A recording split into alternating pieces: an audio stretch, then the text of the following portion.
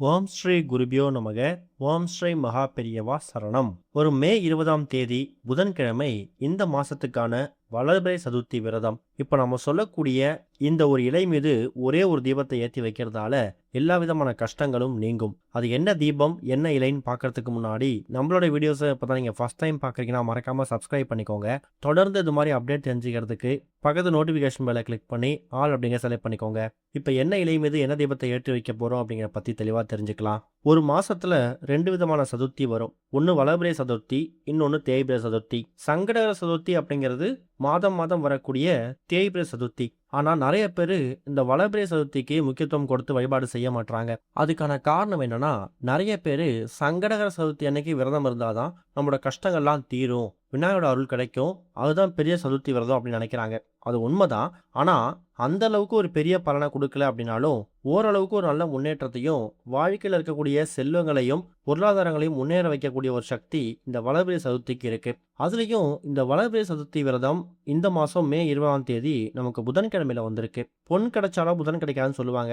நமக்கு வாரத்தில் இருக்கக்கூடிய 7 நாட்கள்ல புதன்கிழமை அப்படிங்கிறது விநாயகர் வழிபாட்டுக்கு உகந்த ஒரு நாள். புதன்கிழமையில விநாயகருக்குரிய எந்த ஒரு விரதம் வரதும் விசேஷம்தான். அதுல இந்த வளர்பிறை சதுர்த்தி விரதம் வரதுக்கு நம்ம கொடுத்து வச்சிருக்கணும். என்னதான் புதன்கிழமை மே 20ஆம் தேதி சதுர்த்தியா இருந்தாலும் மே 19ஆம் தேதி மாலை 6:56 சதுர்த்தி ஆரம்பிச்சிடுது.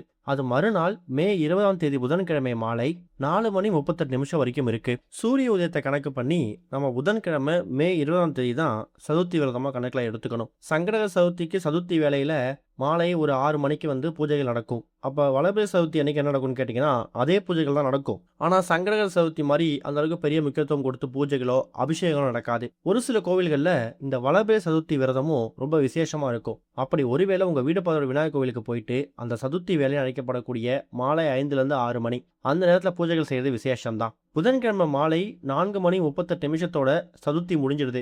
அதனால கூடுமான அளவுக்கு வளர்பிறை சதுர்த்திக்கான எந்த ஒரு பூஜைகள் செய்யறதா இருந்தாலும் முடிஞ்சா மாலை 4:30 பண்ணிடுங்க. புதன்கிழமை அன்னைக்கு 12:30 ராகு காலம் இருக்கு. காலையில 7:30 யமகண்டம் இருக்கு.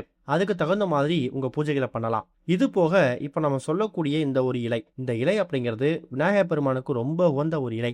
இந்த இலை மீது ஒரு தீபத்தை ஏற்றோம்னா ராஜ யோகம் கிடைக்கும். முதல்ல அந்த இலை என்ன நீங்க தெரிஞ்சுக்கணும். அதுதான் அரச மரத்து இலை. விநாயகரை நம்ம பல ரூபங்கள்ல பல வடிவங்கள்ல பார்த்துருப்போம். அதுல அரச மரத்தடி விநாயகருக்குன்னு ஒரு தனி சக்தி இருக்கு. திருமண வரன் அமையாதவங்க, குழந்தை பாக்கியம் கிடைக்காதவங்க, அதே மாதிரி சரியான வேலை அமையாதவங்க, ரொம்ப நாட்கள் ஒரு காரியம் தடைபட்டுட்டே போகுது, இது மாதிரி எந்த விதமான கோரிக்கையா இருந்தாலும் அரச மரத்தடி விநாயகரை வணங்கி அந்த கோரிக்கையை முன்வைக்கும் போது அது சீக்கிரம் நடக்கும் அப்படிங்கிறது ஒரு தனி நம்பிக்கை.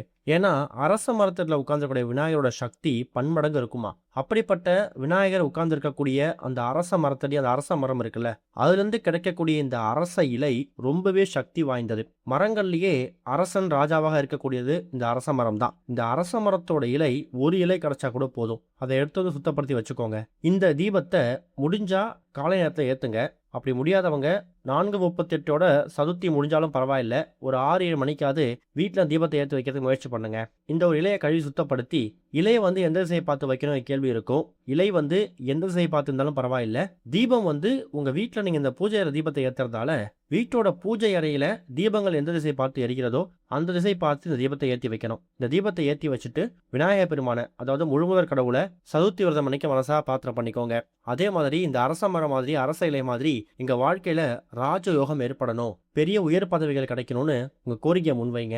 தீபம் ஒரு 1/2 மணி நேரம் எரிஞ்சா கூட போதும். அதுக்கப்புறம் தீபத்தை குளிர வச்சுட்டு அந்த அரச இலையை எடுத்து நீங்க பயன்படுத்தக்கூடிய டைரி, நோட்டு, இல்ல கணக்கெழுதக்கூடிய புத்தகம், அதுல அந்த இலையை பத்திரப்படுத்தி வச்சுக்கலாம். இந்த ஒரு சதுர்த்தி விரதம், அதுவும் புதன்கிழமையில வந்துக்கூடிய சதுர்த்தி விரதம் அன்னைக்கு இதை முயற்சி பண்ணுங்க. கண்டிப்பா விநாயகரோட அருளால நல்ல முன்னேற்றம் கிடைக்கும். அரச மரத்தில் விநாயகர் உட்கார்ந்து இருக்கக்கூடிய அரச மரத்துல இருந்து கிடைக்கக்கூடிய இந்த அரச இலையில ஒரு தீபம் ஏற்றதால நல்ல முன்னேற்றம் கிடைக்கும். ஓம் ஸ்ரீ குருபியோ நமக. ஓம் ஸ்ரீ மகா பெரியவா சரணம்.